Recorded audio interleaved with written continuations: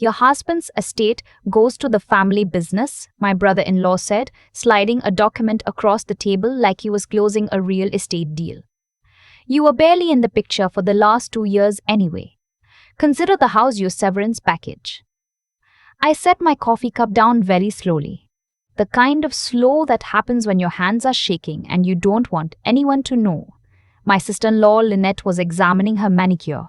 My mother-in-law was looking out the window at the backyard where her son, my husband, had built a pergola with his own hands the summer before he got sick. Nobody looked at me. Marcus had been gone for 11 days. The papers they pushed toward me had my name on them, or rather, they had a version of my name, Sylvia Chen Warwick, which I hadn't used since we got married. I had been Sylvia Warwick for 6 years, but the document called me a third-party beneficiary with no ownership stake in Warwick Construction Holdings. The signature at the bottom, the one that supposedly transferred Marcus's 42% stake to his brother Kevin, was dated 8 months ago. 8 months ago, Marcus had been in the middle of his second round of chemotherapy. He could barely hold a pen. I looked up at Kevin. I've never seen this document before. He finally met my eyes. Marcus signed it in my office. You weren't there. I want a copy. We have our attorney send something over, Lynette said, still looking at her nails. There's no rush. There was every rush in the world, and they knew it. Marcus and I had met at a hospital fundraiser in Chicago, of all places. I was a pediatric occupational therapist, 31 years old, recently out of a relationship that had taken 3 years and left me with a sublet and a rescue cat. He was 40, quiet, funny in a dry, understated way, and he built things, actual physical things, for a living. He told me on our second date that he'd started Warwick Construction with Kevin right out of college, and that Kevin handled the money side while he handled everything else. I'm better with steel beams than spreadsheets, he said, and I thought that was charming. I didn't understand until much later what it meant that Kevin had always been the one with his name on the accounts. We got married in a small ceremony at a vineyard in southern Illinois. His mother cried. Kevin gave a toast that was technically warm, but somehow still felt like a performance. Lynette hugged me and said we should do brunch sometime. We never did. For 6 years, Marcus and I built a life. We bought a house in Lincoln Park. I kept working. He kept building. We were trying to have a baby when the diagnosis came. Stage 3 colon cancer, March of last year. The next 18 months became something else entirely. Doctor's appointments and treatment schedules and the particular intimacy of watching someone you love fight for their life with everything they have. He fought hard.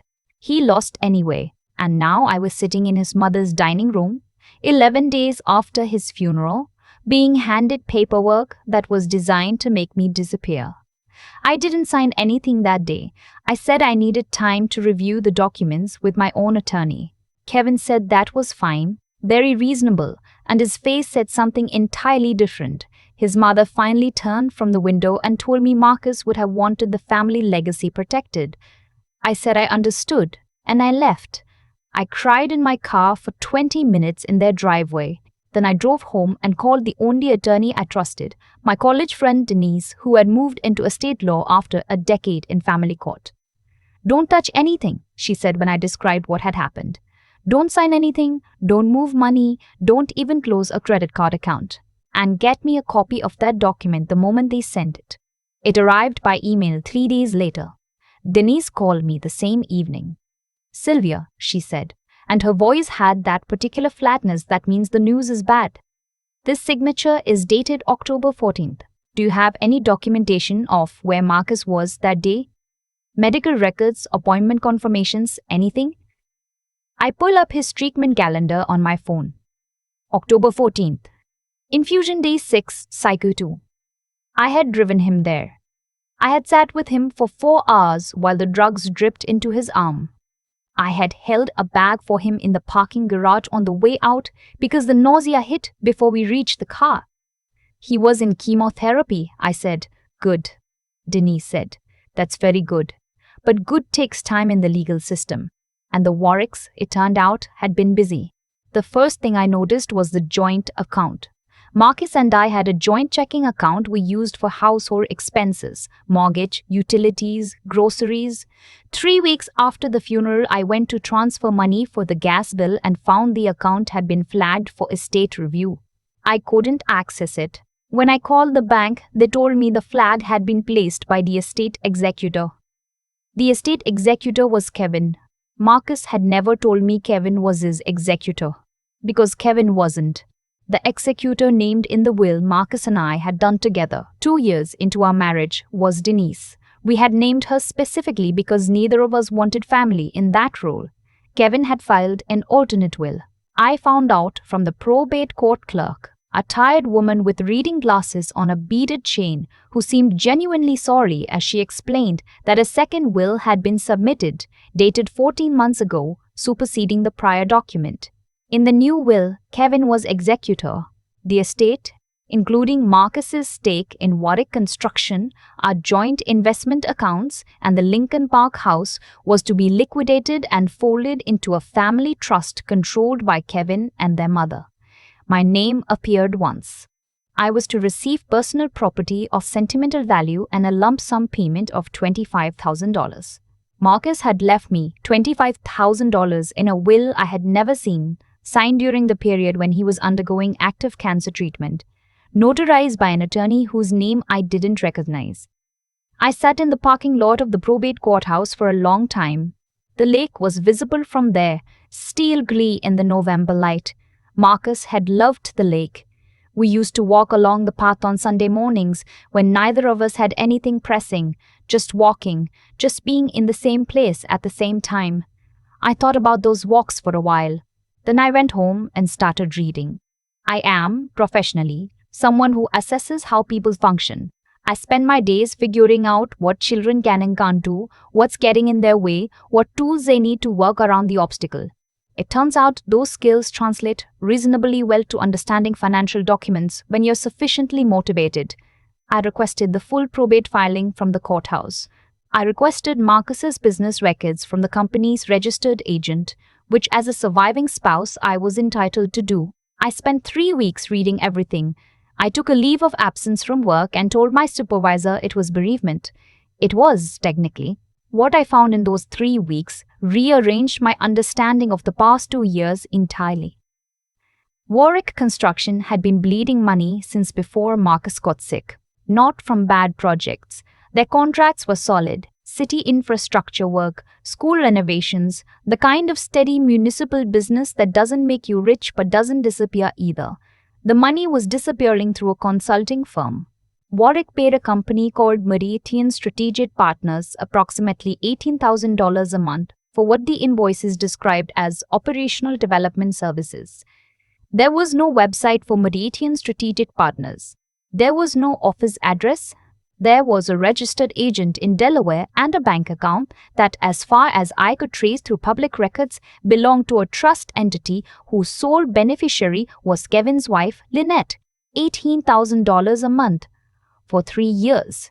That was nearly $650,000 funded out of a company that Marcus had built with his own hands, routed through a shell entity to his brother's wife, while Marcus was focused on not dying and trusting Kevin to handle the spreadsheets. I sat with that number for a long time. There was more. The second will, the one that stripped me of everything and made Kevin executor, had been notarized by a man named Gerald Foss. I looked up Gerald Foss. He was a notary and part-time paralegal. He was also, according to a professional association directory from 4 years ago, listed as a volunteer at the same yacht club where Kevin had been a member since 2019. In the photograph from the club's annual dinner, they were standing 3 people apart, both holding wine glasses, both smiling. Kevin hadn't found a lawyer to forge a will. He'd found a friend. I called Denise and told her everything. She was quiet for a moment when I finished. "I need you to understand something," she said. "What you found is enough to challenge the will on grounds of undue influence and potential fraud. But the second thing, the consulting payments, that's not a probate issue. That's potentially a criminal matter." "How criminal?" "Wire fraud, if they crossed state lines with those transfers, tax fraud, almost certainly, if Lynette was receiving undeclared income through the trust, and if Marcus's signature on those company documents was forged while he was incapacitated, that's another count. What do I do with it? You don't call Kevin, she said. That's the first thing. You don't warn him. You don't negotiate. You take what you have and you go to people who can act on it before he has a chance to move anything. I hadn't planned to call Kevin, but what she didn't know was that Kevin had called me. He left a voicemail 3 days before Denise and I had that conversation. His tone was measured, reasonable, the voice of a man who has practiced sounding fair. He said he understood this was a difficult time. He said the family wanted to make sure I was taken care of. He said if we could sit down and talk through the estate without involving attorneys, it would be easier for everyone, and that he was prepared to increase my lump sum payment to $75,000, which he felt was generous given the circumstances. The circumstances. That was the word he used. I listened to that voicemail 4 times. The 5th time I played it, I had my phone propped against my coffee mug and I was recording it on my laptop. I don't know exactly why I did that the first time. Instinct, maybe. Some animal sense that I was going to need to document everything. I did not call him back. The thing about grief is that it doesn't pause for strategy. There were mornings when I would be in the middle of reading a document and I would suddenly remember something ordinary. The way Marcus organized the dishwasher, the specific brand of coffee he liked, the sound of him on the phone with a subcontractor, pacing around the kitchen because he always had to move when he talked on the phone. Those moments were like stepping off a curb in the dark. You don't see them coming and they knock the air out of you. But I kept reading, I kept building the file. And I found one more thing. The thing that closed the circle entirely, in a box of Marcus's personal effects that his mother had dropped off without ceremony about 6 weeks after the funeral. A cardboard box left on my porch while I was at a physical therapy appointment, no note. Inside were photographs, a watch his father had given him, a few books, and at the bottom, a manila envelope with my name written on it in Marcus's handwriting. The handwriting looked shaky. The letters slightly uneven, the way his handwriting had looked in the last months, when the fatigue was bad and holding a pen took effort. Inside the envelope was a letter, 4 pages in his handwriting, and the USB drive. He had known, not everything. He hadn't known about Lynette's shell company specifically. He hadn't had the energy to trace the full scope of what Kevin was doing, but he had known something was wrong. He had started noticing inconsistencies in the quarterly reports 6 months before he died, the kind that look like rounding errors until you look at them long enough. He'd been suspicious of the consulting payments. He'd tried once to confront Kevin obliquely, and Kevin had told him he was too sick to understand what he was looking at, that the stress was affecting his judgment, that he should rest and let Kevin handle it. Marcus, who was exhausted and in pain and trying to survive, had let it go. But he downloaded the files he could access onto the USB drive and written me a letter telling me where to look. He didn't know about the fake will. I think if he had, even sick as he was, he would have found a way to stop it. But he'd suspected enough to leave me a map. I sat with his letter for a long time. I cried in a way I hadn't since the funeral, the kind of crying that is also gratitude, strange as that sounds. He had trusted me to find it. He had known, even at the end, that I would be the one to look. Denise submitted the will challenge and the documentation to the probate court in early January. Simultaneously, she had connected me with a former colleague who now worked in the U.S. Attorney's Office. I had given them everything, the consulting records, the Delaware entity filing, the bank records I could access, Kevin's voicemail, Marcus's letter, the USB drive. The investigation wasn't mine to run after that. It moved according to its own timeline, which is slow and opaque and very difficult to watch from the outside. Kevin found out that I had retained counsel when the probate court issued a notice of contest on the second will. He called me twice. I let them both go to voicemail and sent both recordings to Denise. Lynette texted me something that managed to be both conciliatory and threatening inside 4 sentences, which I thought was almost impressive. My mother-in-law left a message saying she hoped we could resolve this as a family and that Marcus wouldn't have wanted this. I thought about Marcus writing me that letter with shaking hands while his brother was systematically taking apart everything he had built, and I did not return her call. The Warwick Family Foundation held its annual fundraising dinner in March. It was a significant event. The family had been involved in Chicago's construction and civic circles for decades, and the dinner brought in contractors, aldermen, non-profit directors, a certain kind of Chicago institutional money that takes itself very seriously. Kevin and Lynette chaired the event every year. This year, they were also planning to announce a major expansion of the foundation's youth construction apprenticeship program. The press materials had been circulating for weeks. Denise advised me to stay away from it. She was right to advise that, and I understand why she did. I went anyway. I wore the black dress Marcus had told me I looked beautiful in, the one I'd worn to his company's holiday party 2 years before he died. I drove myself. I had spoken that afternoon with the investigator from the U.S. Attorney's office who had told me that the situation was progressing and suggested that certain events scheduled in the near future might be relevant to watch. I had understood what he was not quite saying. I arrived as the cocktail hour was ending.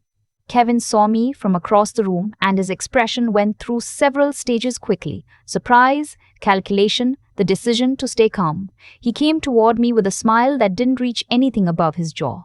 "Sylvia," he said, "this isn't a great idea. I think Marcus would have wanted me here," I said.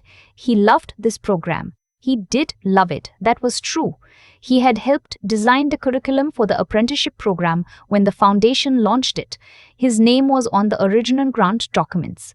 The irony that Kevin was now using Marcus's legacy as a vehicle for the foundation's expansion was not lost on me.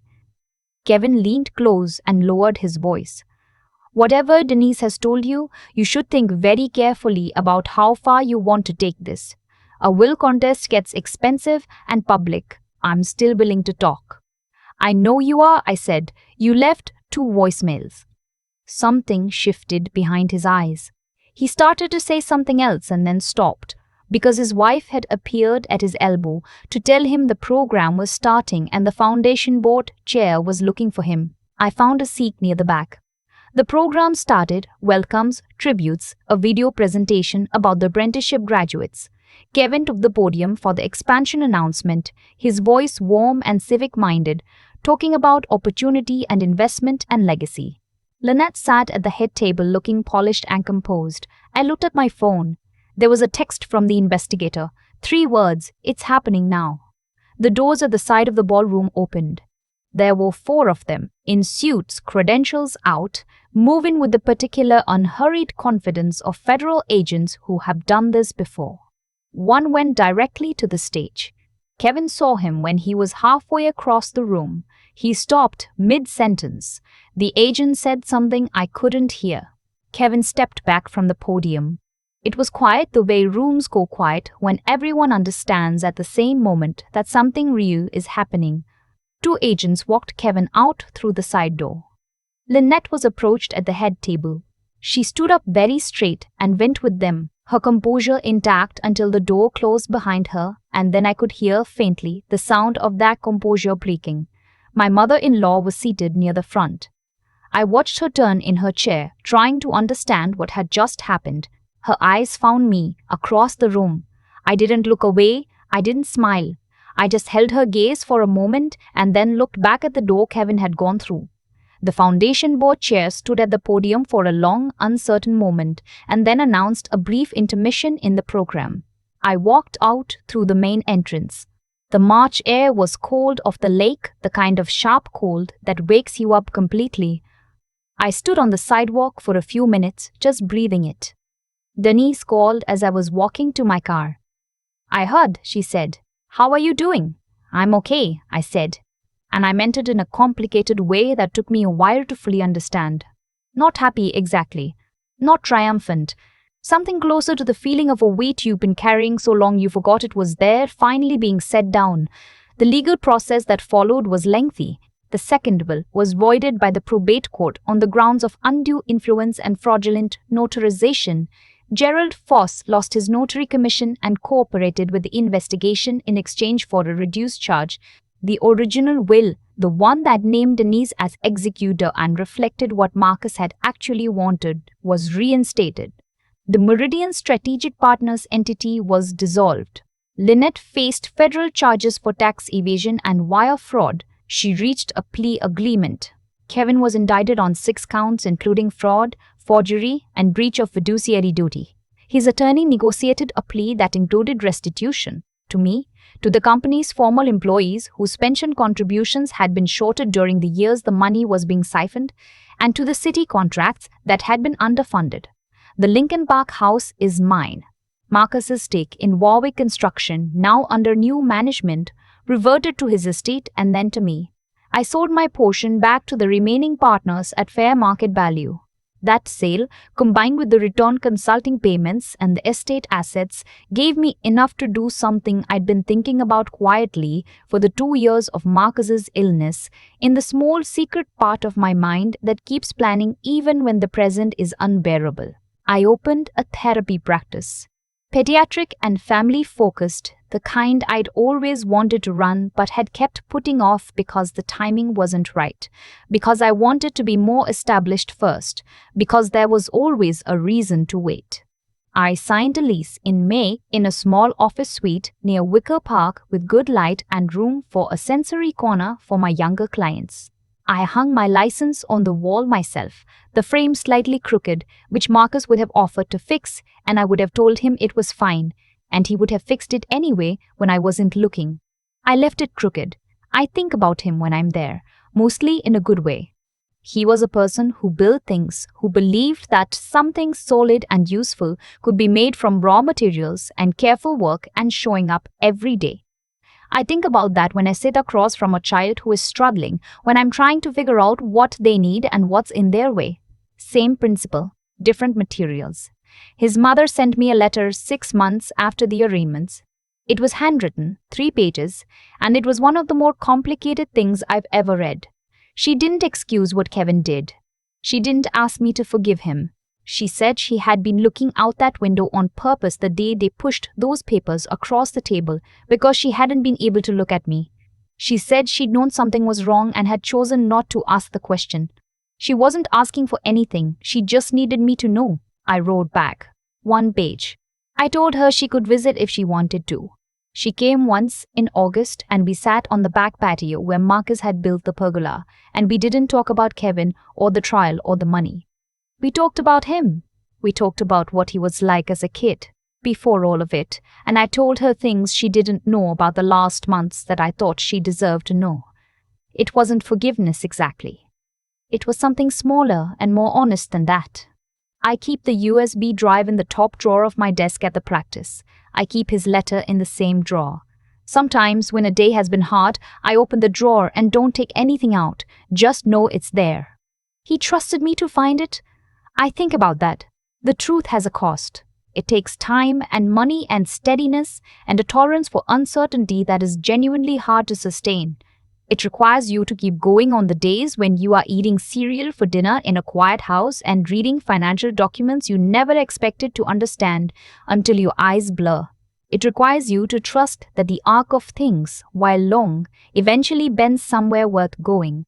I don't know if I believed that when I sat in the probate courthouse parking lot staring at the lake. I don't know if I believed it when I drove home from his mother's dining room with my hands shaking on the wheel. But I know it now, on the other side of it, in an office with a slightly crooked frame on the wall and a sensory corner for kids who are figuring out how to navigate a world that doesn't always make room for them.